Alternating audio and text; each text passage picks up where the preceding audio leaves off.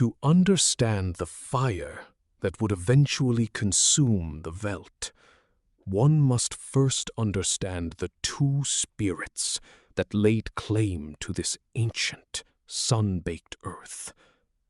On one hand, the British Empire, a sprawling industrial titan, its reach defined by the cold precision of maps and the rhythmic pulse of the Union Jack unfurling in the breeze. They brought with them the smell of coal smoke, the rigid structure of colonial administration, and a gaze turned constantly toward the global currents of trade. Then there was the Boer, the farmer, the pioneer, whose life was measured not in minutes or policy, but in the slow, persistent turning of the soil and the silence of the horizon. Theirs was a faith forged in Calvinist steel, an identity born from the dust of the Great Trek, fleeing the reach of the crown to carve a life out of the unforgiving interior. Imagine, if you will, the vast, shimmering expanse of the Transvaal, where the air tastes of wild sage and the sun turns the grasses to a sea of burning amber. In the shadow of these rolling hills, the tension began to hum like a wire stretched to its breaking point. To the British, this land was a vital link in an imperial chain. To the Boer, it was a covenant with God, a sovereign home bought with sweat and the barrel of a long rifle. Two worlds anchored in the same soil, yet staring at one another across a chasm of irreconcilable dreams. It was a collision of cultures that made the very ground beneath them tremble, setting the stage for a conflict that would be written in blood. That collision of cultures, marked by the crack of the rifle and the scent of gunpowder, was merely the inevitable outcome of a long, slow-burning fire. Decades earlier, the vast, shimmering plains of southern Africa bore witness to an exodus not born of leisure, but of a desperate, iron-willed piety. Thousands of wagons, their iron-rimmed wheels biting deep into the sun-baked earth, formed a slow, winding spine of defiance that pierced the horizon. These were the Afrikaners, the children of the frontier, clutching their Bibles and their independence as they fled the creeping shadow of British legislative reach. They sought a horizon free from the dictates of a distant crown, dreaming of republics carved from the wilderness, the Transvaal and the Orange Free State. It was a trek etched in the dust of 1,000 miles, driven by a Calvinist ethos that viewed land not as a commodity of the empire, but as a covenant between a people and their providence. If these echoes of the past, these spectral wagon trains, and the silent struggles of those who walked before us resonate with the rhythm of your own curiosity, consider subscribing to join our journey as we continue to unearth the stories that shaped the world. The silence of the veldt was not empty. It was heavy with the weight of sovereign dreams that would eventually demand a reckoning.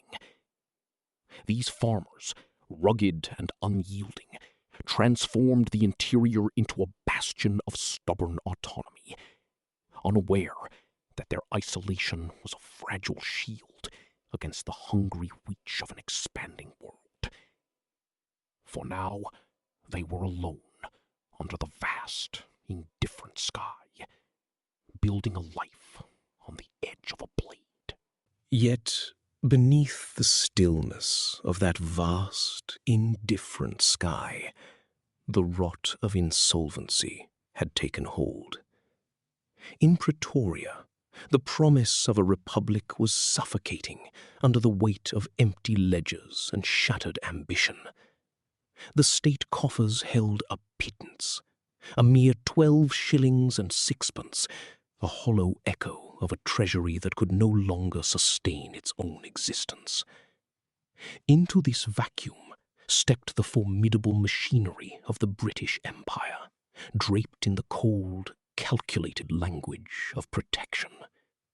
It was a strategic takeover disguised as a rescue, a clinical incision into the heart of Boer sovereignty.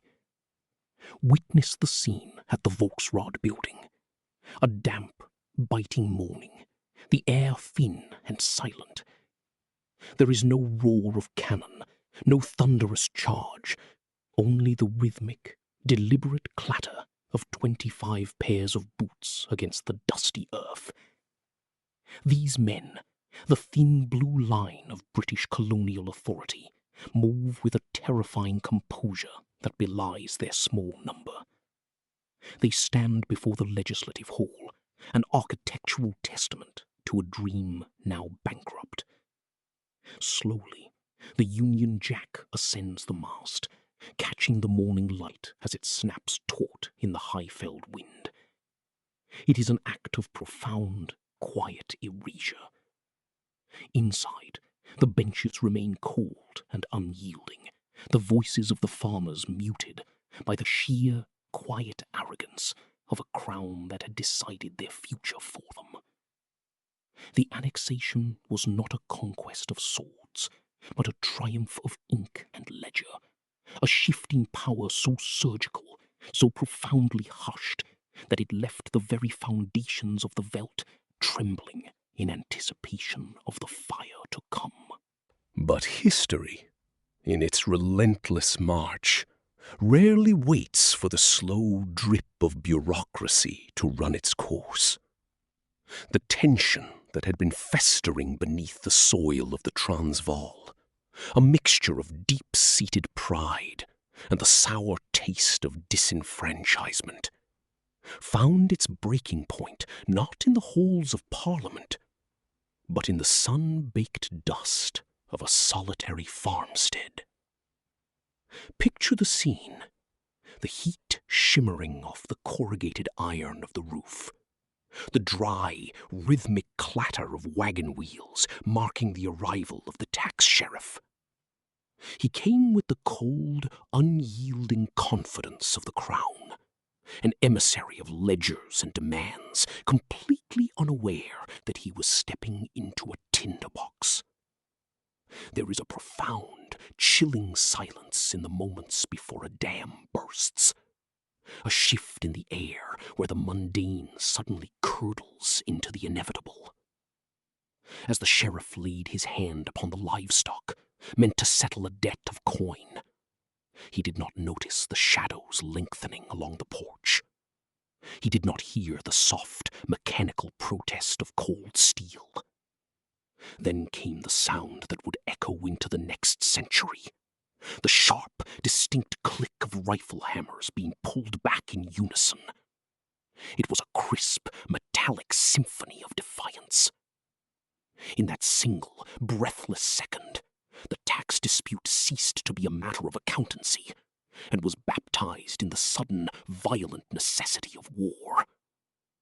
The farmer Bezuidenhout, holding his ground against the encroaching empire, had unwittingly lit the fuse of a rebellion that would soon see the veld stained by more than just the dust of the trek.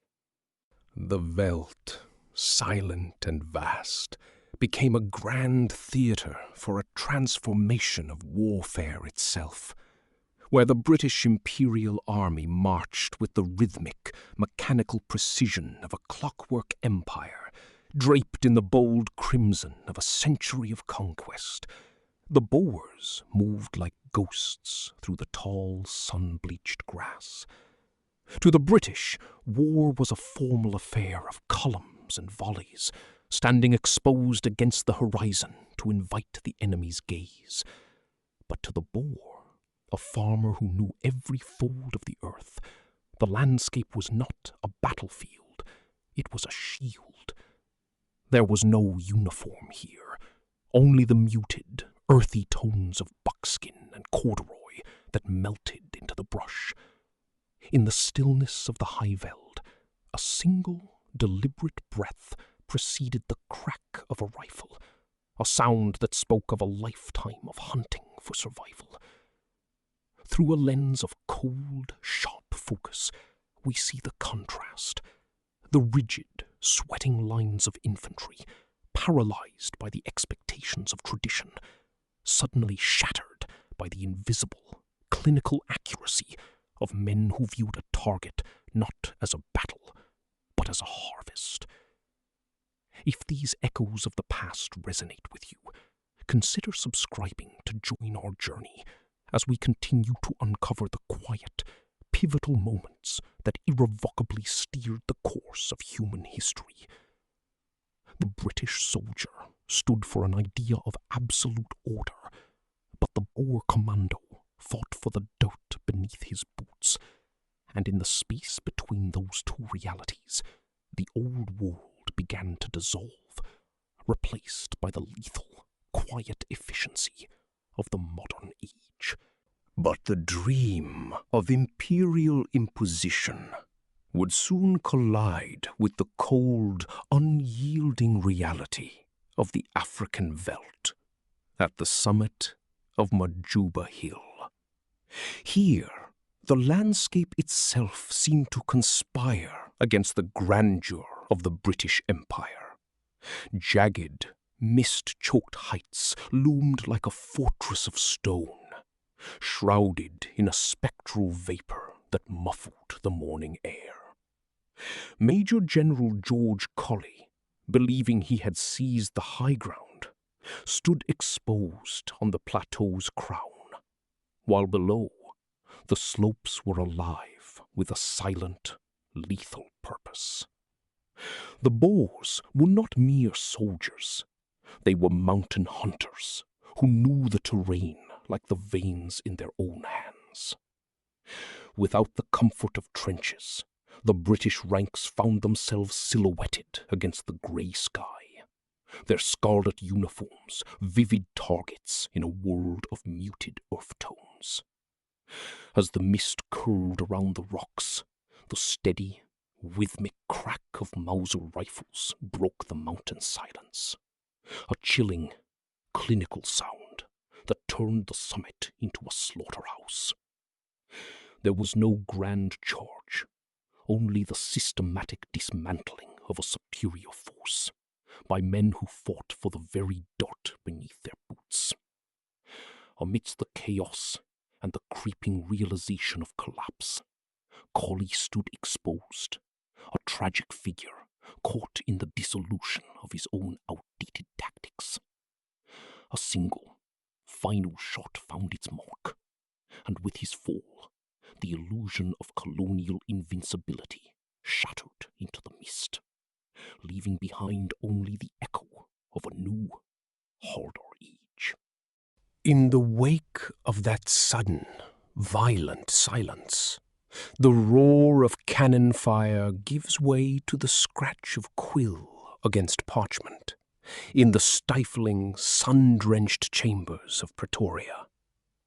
William Gladstone, thousands of miles away in the cool, rain-swept corridors of Westminster, has calculated the price of blood and found it too high to pay for pride.